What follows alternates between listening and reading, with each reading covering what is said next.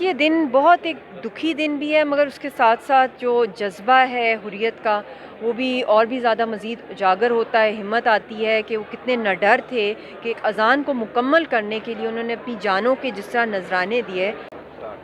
Welcome دی Pakistan daily کے ساتھ قمر زمان بھٹی آپ کی خدمت میں حاضر ہے، اور اس وقت ہمارے ساتھ موجود ہیں معروف کشمیری رہنما مشال ملک صاحبہ۔ آپ معروف کشمیری رہنما یاسین ملک صاحب کی اہلیہ ہیں، تو ابھی آج یوم شہداء کشمیر ہے، اسی حوالے سے تقریب میں آئی، انہیں سے بات کرتے ہیں۔ مشال صاحبہ، بہت شکریہ کہ آپ نے ہمیں تھوڑا ٹائم دیا۔ یہ بتائیے گا کہ اس وقت مریم نواز جو ہیں وہ الیکشن کمپین پہ نکلی ہوئی ہیں، اور ان کی طرف سے یہ کہا گیا کہ وہ کشمیر کو جو پاکستان کا صوبہ بنانے کی کوشش ہے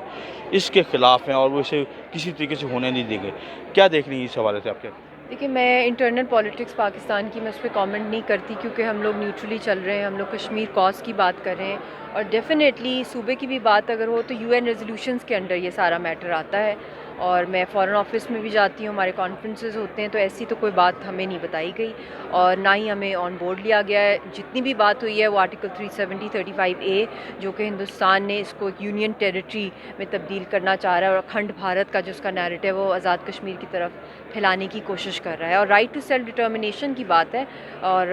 مجھے تو ہمیشہ سے جتنے بھی جگہوں پہ میں گئی ہوں گورنمنٹ کے بھی، اس کے اندر یو این ریزولوشنز کی بات ہوئی ہے، جو کہ ہمارا آفیشیل کشمیریوں کا بھی سٹانس ہے اور پاکستان کا بھی آفیشیل اور کانسٹیٹیوشنل سٹانس ہے۔ تو آپ کے خیال میں جو کشمیر کو پاکستان کا صوبہ بنانے کی بات ہے یہ ٹھیک نہیں؟ مارٹرز ڈے پہ کر لیں، میں نے کہہ دیا ہے۔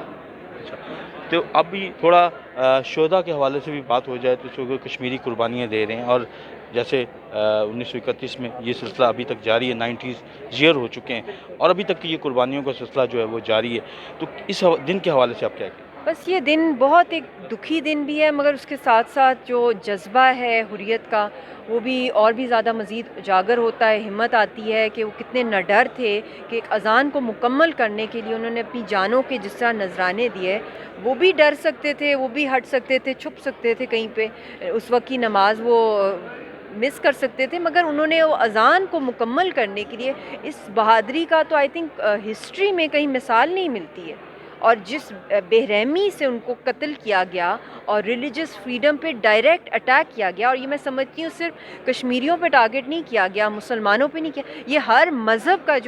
جو فالو کرتا ہے کسی بھی مذہب کو، یہ اس کی سینکٹٹی اور رسپیکٹ کے اوپر ٹارگٹ کیا گیا ہے۔ اچھا، ابھی یاسین ملک صاحب کو 2.5 سال ہو گئے ہیں، وہ ابھی تک جیل میں ہیں، اور ابھی بھی کوئی ایسے حالات نظر نہیں آ رہے، وہاں پہ مکمل لاک ڈاؤن ہے، تو کوئی لگتا ہے کہ ایسے حالات ہوں گے کہ آنے والے دنوں میں یہ تحریک، کیونکہ ابھی آپ جیسے کہہ رہی تھی کہ مودی کی سازش تو یہی پلان یہی ہے کہ وہ وہاں پہ جو ہے وہ میجورٹی کو منورٹی میں تبدیل کرنے کی کوشش کریں؟ دیکھیں، اس وقت وہاں جو اس تیزی کے ساتھ جو قتل عام کیا جا رہا ہے ایک نہتی قوم کا، جینوسائڈ جو سب سے بڑا کرائم ہے دنیا کے اندر، وہ کیا جا رہا ہے، اور لوگوں کے سارے رائٹس چھینے جا رہے ہیں، جب تک اس کے خلاف یو این کے اندر سیکیورٹی کاؤنسل کے اندر سیشن نہیں ہوگا، اس کے اوپر سینکشنز نہیں لگائی جائیں گی، اکنامک اور ڈیفینس اور ICJ اور ICC میں نہیں لے کے جایا جائے گا، انٹرنیشنل کورٹس میں، تب تک کوئی لیگل پینلٹی نہیں ہوگی، تب تک یہ ایکشن نہیں روکا جائے گا، کیونکہ ان کے پاس اتنی بڑی آرمی ہے جس نے جبراً قبضہ کیا۔ کشمیریوں کے پاس تو ایک